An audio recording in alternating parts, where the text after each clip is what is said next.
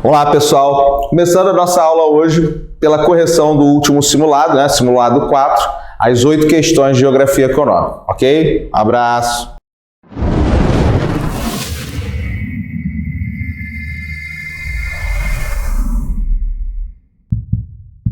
Vamos lá, gente. Então, começando pela questão 16, ela aborda aí a China, tá? Ela fala o seguinte: a China é um país comandado por um partido único, o Partido Comunista. Porém, vem assumindo um perfil de desenvolvimento típico do sistema capitalista e desempenhando um estratégico papel na economia mundial. Com relação a esse assunto, analise as proposições a seguir. Então, quando a gente observou, esse capítulo, nós vimos que, inicialmente, com a Revolução Chinesa, foi implantado um sistema ali nos moldes do socialismo soviético. Essa parceria, ela foi perdurando até meados dos anos 70, mas com uma série de pontos, em que o governo chinês já destacava como negativo. Dentre os principais problemas, ou críticas por parte dos chineses em relação aos soviéticos, estava relacionado à questão da industrialização. Mesmo a União Soviética, contribuindo para o processo de industrialização na China, ele acontece com um maquinário já com uma grande defasagem tecnológica, a indústria, o ramo industrial direcionado ao país de baixo valor agregado, o que não resultou num crescimento econômico esperado pelo então governo chinês. Aliado já a esse fator negativo, a gente ainda teve os testes nucleares, com armas nucleares por parte da China, o que resultou numa cisão entre os dois lados. A partir daí, Deng Xiaoping, quando assume o cargo de secretário-geral, ele inicia um processo de revolução econômica, com a adoção do capitalismo ali, uma economia socialista de mercado, se baseando em joint ventures, essas joint ventures localizadas numa área específica, a zona econômica especial, certo? E desde então, o que a gente pôde perceber foi um enorme crescimento econômico chinês. E a gente está falando isso na década de 80, já no início dos anos 2000, a China se destacava como um importante produtor industrial e a sua economia crescendo de forma bastante significativa. Hoje, claro, temos a China, segunda economia do mundo, maior produtor industrial, mas ainda mantendo do ponto de vista político a sua essência ali para o lado socialista. Mesmo que o próprio enunciado ele identifica ali uma mudança ou assumindo um perfil do sistema capitalista, a gente vai observar ali uma interferência direta do Estado nessas indústrias. Então não é puramente um capitalismo. Então, como eles mesmos identificam, é uma economia socialista de mercado, ok? Então, observando as proposições, temos aí a primeira afirmativa que fala o seguinte: nas últimas décadas, o conjunto de reformas desencadeadas na China transformou esse país numa das grandes potências mundiais, com um modelo de crescimento que executa políticas estratégicas nacionais de industrialização ajustadas ao movimento de expansão da economia global. Tá aí, ok, Adotou o capitalismo, a partir dessa adoção se integra ao sistema da globalização econômica, e hoje é um importante ator dentro da cadeia, não só industrial, mas da economia global. Então, a primeira, ok. Segunda, as zonas de proteção às exportações, áreas com economia mais voltada para o socialismo, ainda são áreas de pouco desenvolvimento na China. São regiões agrícolas localizadas na porção nordeste e habitadas por população de maioria tibetana. Aí já incorreto, tá? A zona de proteção às exportações, ela está inserida nas EIs, que a gente vê aqui embaixo na opção 3, tá? É voltada também para o sistema capitalista, tá? E ainda mais localizado, né, o outro erro aí identificado na porção Nordeste é a porção de economia mais desenvolvida, onde está a indústria chinesa, né, o Nordeste do país. A produção agrícola, a gente poderia indicar aí uma região central, oeste, até mesmo o noroeste a gente tem produção mineral, mas centro e oeste você vê essa produção agrícola. Então, a localização também das regiões agrícolas incorreta, tá?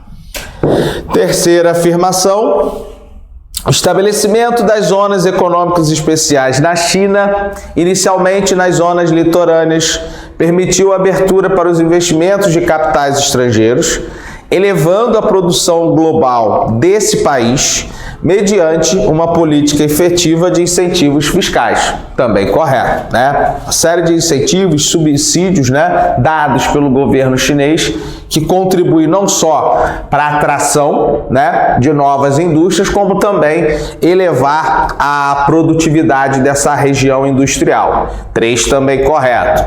4. As migrações em massa de camponeses das zonas litorâneas na porção leste para os centros urbanos do interior da China, e já paramos aí, porque aí já tem muita coisa incorreta, né? Primeiro, a existência de migrações em massas, né, de camponeses.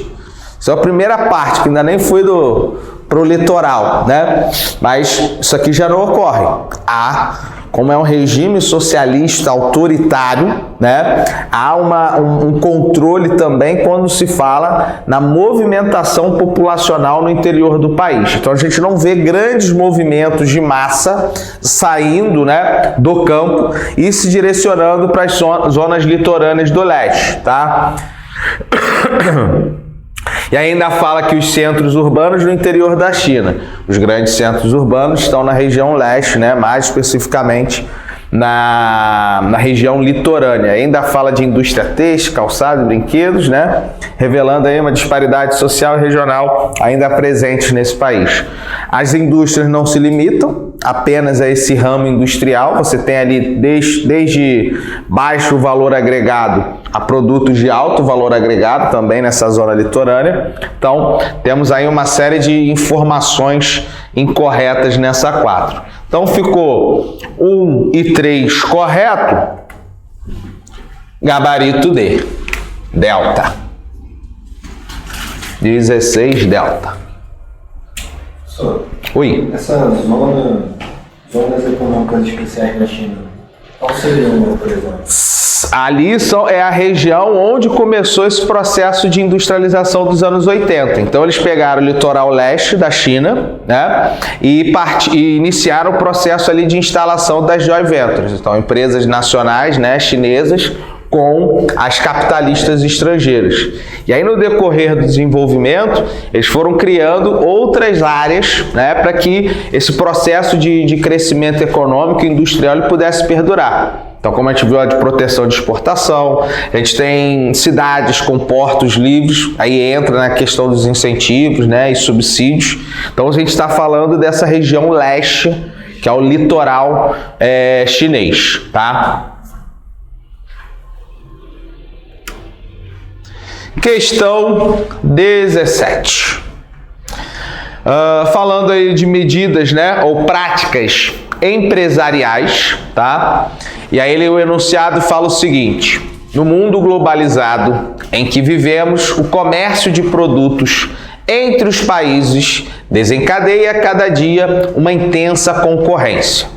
Alguns países, como a China, são acusados de exportar produtos abaixo do custo para instituir uma desleal concorrência. Essa prática é denominada de... Então a gente tem aqui 5 opções, né? A questão pede uma prática, né, protecionista desleal, tá? E aí, dentre as opções, claro, né, vou ali identificando para a gente poder também julgar a mais correta. Na Alfa, a gente tem a holding. Se trata ali de uma organização empresarial, onde você tem uma empresa que é responsável por administrar uma série de outras, né, marcas ou empresas. Não é o caso do enunciado. Então, fala de exportar a baixo custo, né, para uma concorrência desleal. A gente pode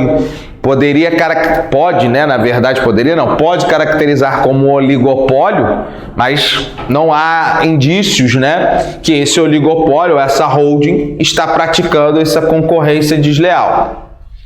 A Bravo já se encaixa, porque é uma dessas medidas, na verdade é a medida protecionista em que o enunciado está explicitando. Você tem ali uma prática de redução dos preços, em alguns casos, né, ou a preço de custo, ou como os chineses, né, são acusados de abaixar os seus produtos abaixo, né, colocar os preços dos seus produtos abaixo do custo, tornando ali uma concorrência, né, desleal, tá? E isso a gente ainda vê, né, ou melhor, identificando leis frágeis, principalmente as leis trabalhistas, as horas de trabalho, se comparado com as grandes potências industriais. Se pegar os 5 maiores, né, os 5 maiores produtores industriais, os chineses são os que pagam menos a hora de trabalho do seu industrial, né? Então, nesse caso aí, a gente nem precisa se alongar muito.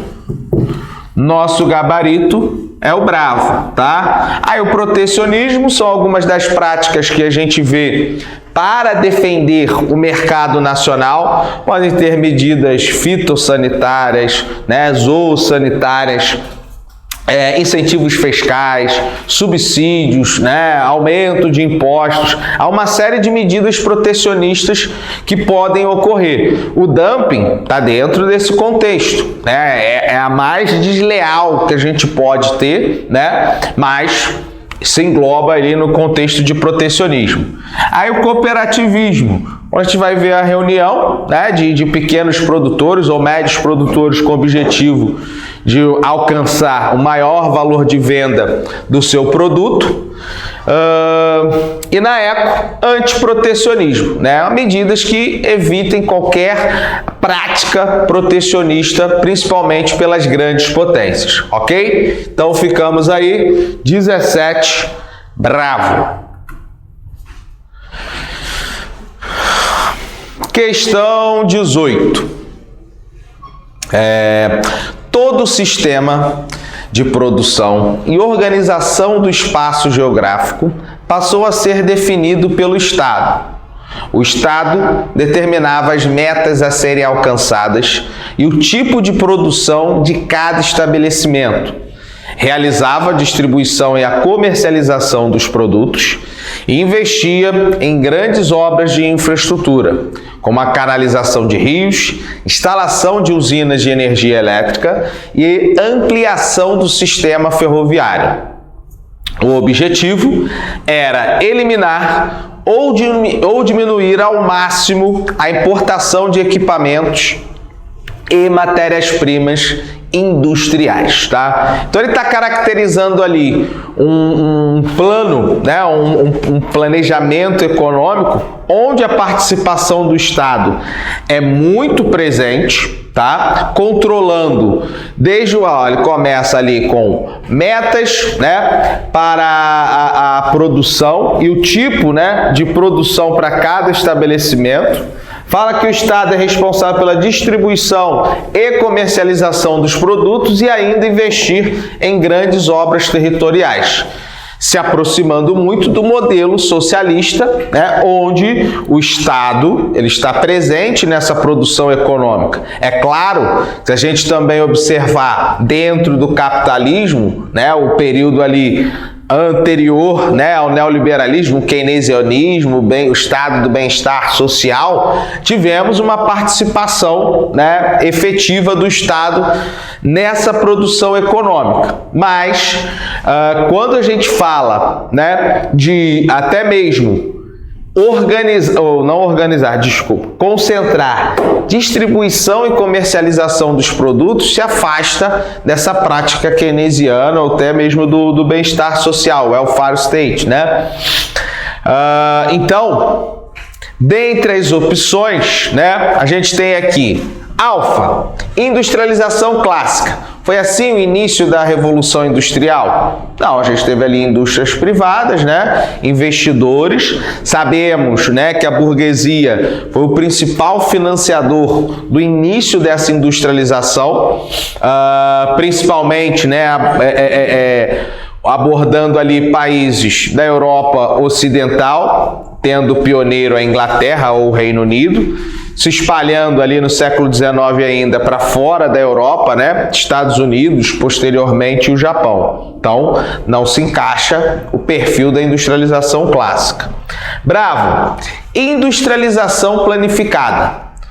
A economia, né? Os planos quinquenais adotados pelo socialismo é uma característica da prática, né, da economia planificada, consequentemente também da indústria, né, planificada. Então temos aí o gabarito. Bravo novamente, tá? Aí na Charlie, a industrialização tardia, processo aí que grande parte das nações iniciaram em média, né? Você vai ter ali diferenças maiores. Um século em relação aos países de industrialização clássica, depois, né, o delta e eco, voltado à questão da urbanização, e aí não tem uma relação direta com a prática ali, né, econômica. No caso do Brasil foi tardia. Tardia, isso aí. Porque a gente ainda teve poderia ter ocorrido no século XIX, mas aí as questões internas, principalmente políticas, impediram. Teve a figura do Barão de Mauá, que era, né, o grande empreendedor, mas fora ele, a pressão exercida principalmente pelos barões do café, que detinham, né, o poder econômico no país, evitou que medidas que facilitassem o processo de industrialização ocorressem no Brasil ao longo do século XIX. Aí, diferentemente da gente, por exemplo, o Paraguai, uma nação muito menor, né? E aí é uma das causas ali que resulta na Guerra do Paraguai, já havia dado passos bastante largos para esse processo de industrialização. O próprio Uruguai, nós aqui no Uruguai, depois de marcou o Brasil, 1837, primeira universidade, cara. A gente vai ter 1922. E assim, tu vê que deixou predominar, né, aquela economia agroexportadora, e é um país que até hoje não conseguiu sair dessa condição, né, um país agrário. Mas aí no caso foi devido ao café que a gente conseguiu. Ao mesmo tempo que os barões do café, eles limitaram esse processo de industrialização, o que os bancos foram fazendo?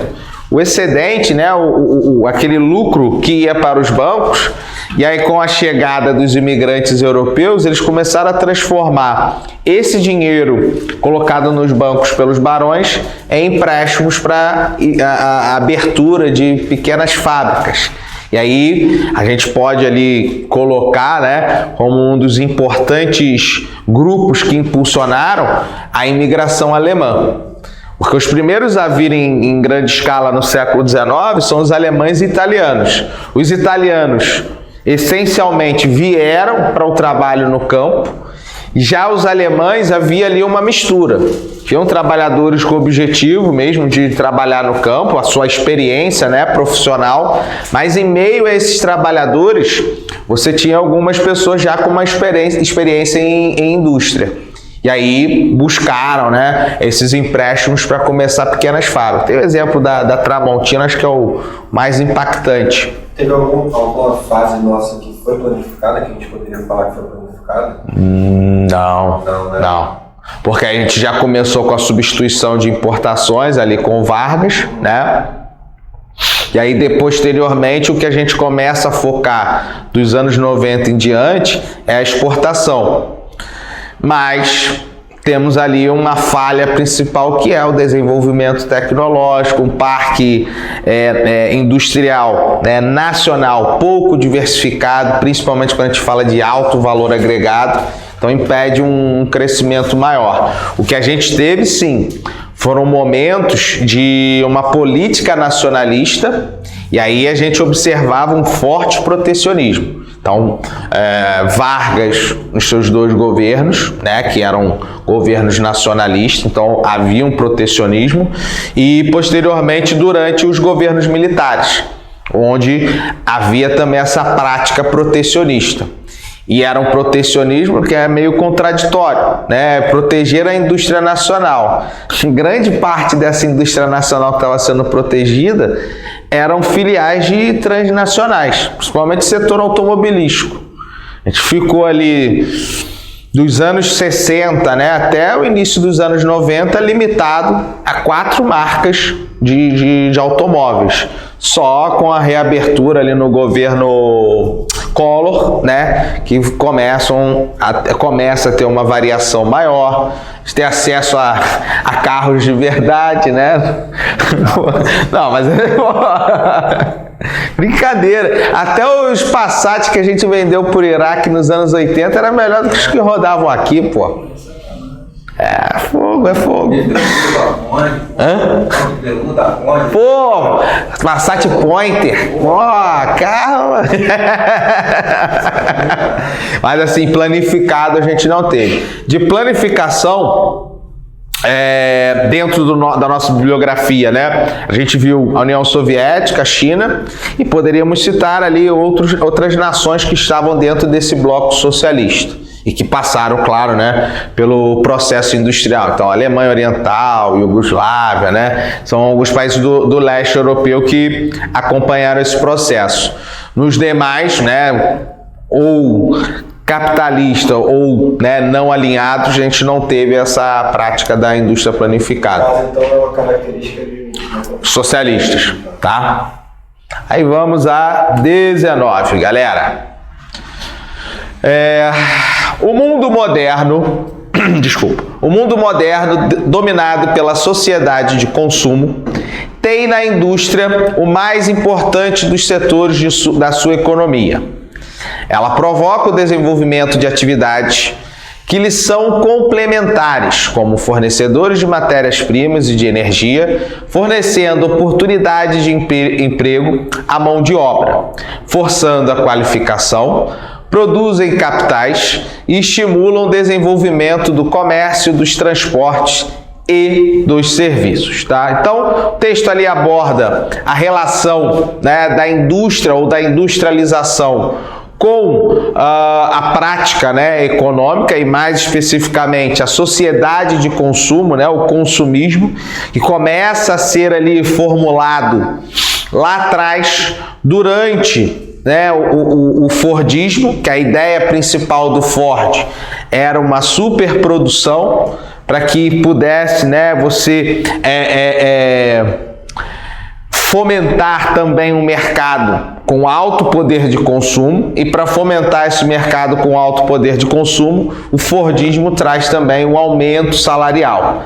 É claro que, desde então, uma série de outras modificações impulsionaram mais ainda a questão do consumismo, a expansão cultural dos Estados Unidos, o avanço da globalização, são alguns dos fatores que culminaram na formação dessa grande sociedade de consumo que temos hoje, né, principalmente no mundo ocidental, ok? Pergunta, né, depois do nosso trecho aí um pequeno trecho de texto. A indústria é vital para colocar os países na vanguarda do processo de desenvolvimento econômico. Sobre a evolução da indústria, é correto afirmar que... Aí vamos lá. Alfa. O artesanato que antecedeu a manufatura teve como principal característica um trabalhador altamente especializado. Altamente especializado. Forçou demais, né? Pô, caraca, é uma máquina, não é uma pessoa, é uma máquina esse trabalhador artesanal. Aí, correto. Essa questão do chá Aí, bravo. A invasão, ó. É pensando em guerra, invasão, ó. A invenção da máquina a vapor está vinculada à primeira fase da Revolução Industrial, que teve como principal base energética o petróleo. Aí, correto, né? A base energética ali foi o carvão mineral. Charlie. A doutrina liberal predominou na segunda fase da Revolução Industrial, tendo sido implantada na Inglaterra. Eita, misturou muita coisa. Pelo seu criador Henry Ford. É incorreto, Henry Ford direcionado à prática industrial e não ao modelo, né, econômico do liberalismo. Fora o tempo também. Ford é do século XIX. Não, ali o liberalismo ele vem, porque ele vai até o keynesianismo, né? Aí pega o final da primeira, pega o início da segunda Revolução Industrial, e aí quando tem a crise de 29, a gente tem a mudança para o keynesianismo, liberalismo, né? Mas o Henry Ford está direcionado à prática, né, industrial. Liberalismo foi na Inglaterra, tô querendo lembrar aquele quadrinho infográfico. É isso mesmo, Inglaterra. Delta. Os tigres asiáticos, países de industrialização tardia, se desenvolveram a partir de uma política agressiva, incorreto, voltada para o mercado interno, mercado externo. Não sobra outra, né? Eco. A reengenharia e o just-in-time, né, aquela produção relacionada à demanda, são elementos da terceira fase da Revolução Industrial, que teve o seu modelo derivado do toyotismo. Correto, né? Então, 19, eco.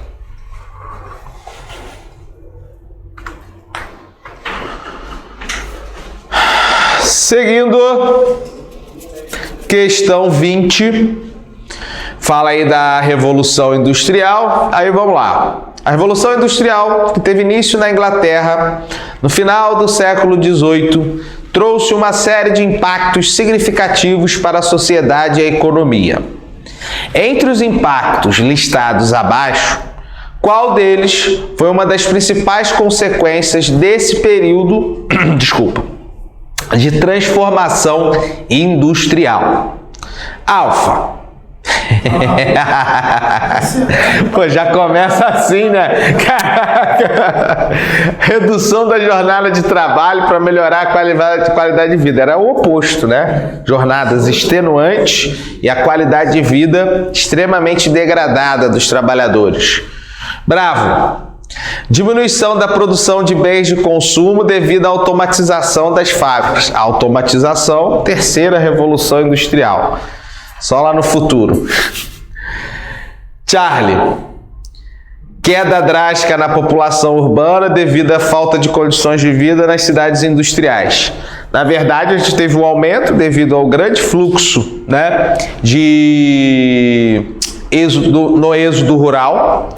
A questão de saúde, né, a falta de condições, realmente ela era existente, né, dentro das cidades industriais no início da Revolução, mas ao mesmo tempo que você tinha uma mortalidade alta, a natalidade também era alta. Então não provocava essa queda assim drástica do total de habitantes.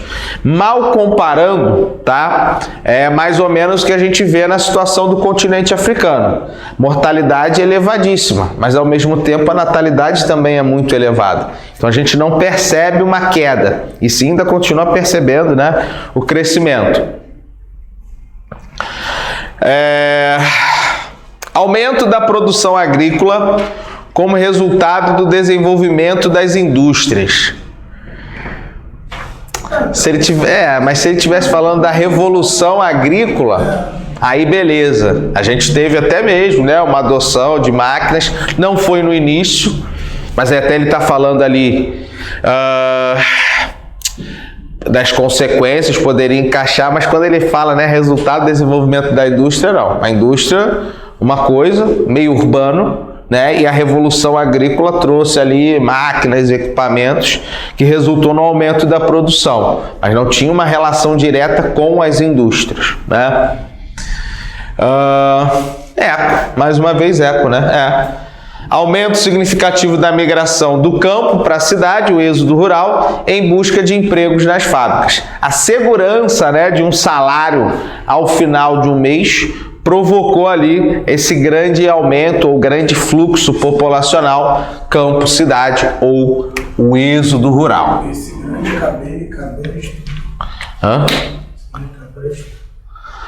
Do que? Desculpa. Ah, sim, é. Começa a manobrar. Vamos lá. Questão 21. Nas décadas de 60 e 70, né, do século 20, Coreia do Sul, Taiwan, Hong Kong e Singapura passaram por um intenso processo de industrialização e, posteriormente, ficaram conhecidos como tigres asiáticos. Além de mão de obra abundante e barata, esses lugares se caracterizavam por possuir pequenas quantidades de matérias-primas e ter a produção voltada para o mercado externo. Pô, logo de cara já indica aí uma opção. Essa opção pode estar dentro. Deixa eu só ler as outras ali. Porque realmente a quantidade de matéria-prima é limitada e a plataforma de exportação, que é o seu modelo, né? Mercado externo. Separa, deixa lá. Bravo. Reduzida a participação estrangeira. Incorreto, né? O Japão, depois outras nações. Por exemplo, a gente fala de Hong Kong, a gente está falando dos ingleses, né? Impulsionando a industrialização de Hong Kong. Era uma colônia inglesa que só nos anos 90 volta para a mão dos chineses. Então já bravo, incorreta logo de cara.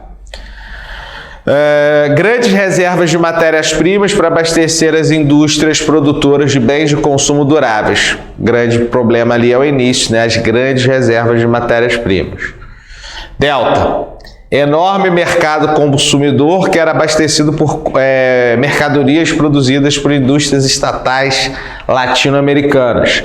Também correto. Mercado consumidor limitado até hoje né? A gente está falando de por exemplo, Coreia do Sul, caraca, eu não lembro agora certinho, mas é algo ali entre 50 e 70 milhões de habitantes. É um mercado consumidor limitado. A gente não pode falar que é um enorme mercado consumidor. Fora, Singapura, uma cidade-estado, Taiwan, né, uma ilha. Então você tem ali uma limitação até mesmo geográfica para indicar um mercado consumidor assim tão grande.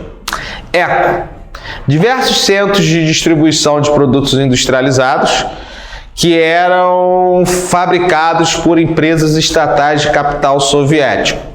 Incorreto, né? A relação era direta com os capitalistas. Você tinha até um certo ponto, né? Ou nesse primeiro momento, Singapura como um entreposto, né? Comercial, mas não podemos afirmar, né, essa participação do capital soviético dentro do contexto dos tigres asiáticos, tá? Então, gabarito foi a alfa, né? A alfa. No caso, essa parte das indústrias estatais latino-americanas também está errada, né? Sim. Porque, na verdade, as nossas indústrias, elas abasteciam o nosso mercado interno, era voltado para o mercado interno, e no caso dos tigres asiáticos, com o mercado consumidor tão limitado, então você não tinha uma oferta muito variada, né? O que acontecia? Coreia do Sul, né, Taiwan, com o tempo, eles foram tendo ali acesso a produtos japoneses de baixo teor tecnológico para o mercado interno, e o alto teor tecnológico, o alto valor agregado era produzido para fora, porque já sabia que a característica, né, da população ali dos tigres era a formação de uma poupança interna. Até hoje são países, né, que se caracterizam, assim como o Japão, de reter essa poupança dentro do país. Então o consumo ele é limitado, tá? E aí não haveria uma lógica de você exportar diferentes partes do mundo. Seguindo, questão 22. A arrancada industrial dos tigres pós-Segunda Guerra coincide com a implantação da Guerra Fria no mundo bipolarizado da época. Esse fato só foi possível em virtude, aí vamos lá, alfa, da ajuda financeira recebida na época do Tesouro Japonês, que sempre defendeu seus interesses econômicos na região. Aí sempre defendeu, aí já... passando. Bravo! Da poupança interna desses países, que mesmo antes da Segunda Guerra, já controlavam suas importações, estimulando as exportações de bens de consumo duráveis. Até o processo de industrialização eram países agrários, né? Então não existia ali essa produção industrial. Charlie, da ajuda financeira norte-americana, por meio do Plano Colombo, uma forma de instalar o cordão sanitário na região. Pensando, arrancada industrial coincide com a implantação da Guerra Fria. Esse fato só foi possível. A Charlie tem mais, né? Tem uma relação direta aí com o enunciado. Vamos lá, Delta. Ajuda financeira soviética. Não, incorreto. O Plano Colombo, capitaneado pelos Estados Unidos, e além do Plano Colombo, você teve ali estímulos, né, do Japão para essa industrialização. O Japão, no caso, só lá nos anos 60. Eco. Presença de estados democráticos que exaltam a participação popular. Os tigres, eles iniciaram esse processo de de industrialização não por meio de estados democráticos, sim, né, governos ali militares que foram implantados sem a participação popular. Então, dentro do que é pedido, né, na nossa questão, que é tigres coincidindo com o período da Guerra Fria, temos o gabarito Charlie, né? Ajuda financeira dos Estados Unidos por meio do Plano Colombo, como uma forma de instalar o cordão sanitário na região, né? Evitar qualquer avanço, né, soviético em direção a essa parte do Oriente. 23 e última.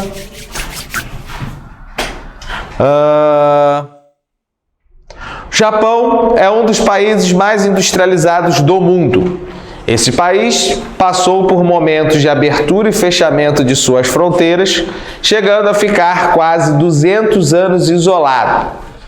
Quando reabriu, aí relembrando, né, dentro desses 200 anos, a relação com estrangeiros se limitava aos holandeses, mas basicamente apenas, né, para trocas comerciais na região portuária, sem muito contato com o restante da população. Quando reabriu os portos, no século XIX, teve início o seu processo de industrialização. Contou com importantes investimentos estatais em educação, preparando a mão de obra barata e disciplinada. Os investimentos também ocorreram no setor de infraestrutura, principalmente em portos e vias de circulação. A gente tem que relembrar que nesses 200 anos isolados, né, o Japão ele vivia ainda no período medieval. Os países, né, essa abertura acontece na década de 60, década de 60 do século XIX, e o que se via ali, né, os estrangeiros quando chegaram, a imagem de um local extremamente rústico, né, mais primitivo, ou que lembrasse o período, né, medieval, enquanto Europa, Estados Unidos já apresentavam um grande desenvolvimento urbano industrial. Havia assim uma diferença muito gritante.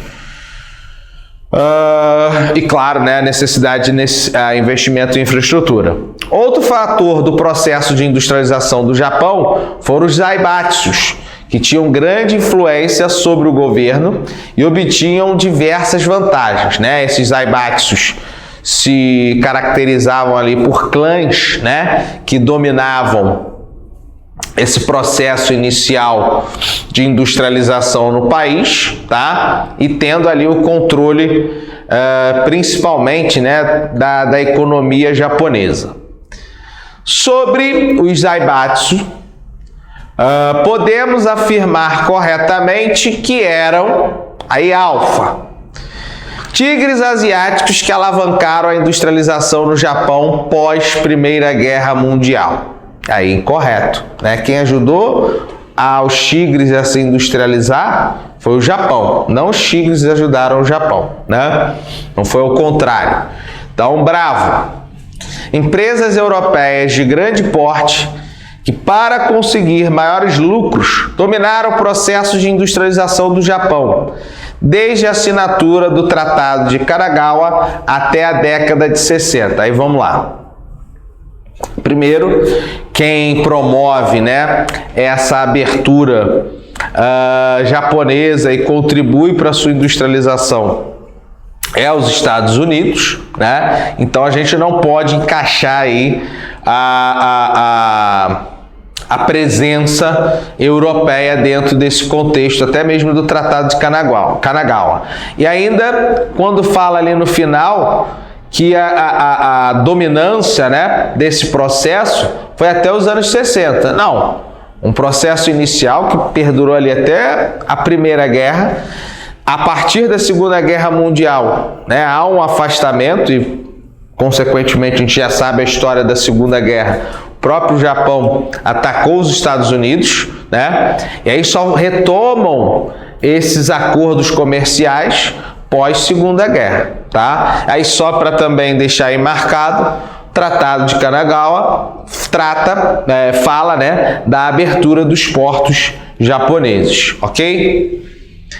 Charlie, grupos industriais financeiros que se organizaram como conglomerados, atingindo grande tamanho e poder na economia japonesa, entra entre a era Meiji e o final da Segunda Guerra Mundial. Aí já se encaixa, né? E aí um dos movimentos dos países aliados pós-Segunda Guerra foi a extinção dos zaibatsus, né, para acabar com esse oligopólio, né, o monopólio exercido por eles, que na realidade, né, não surtiu efeito.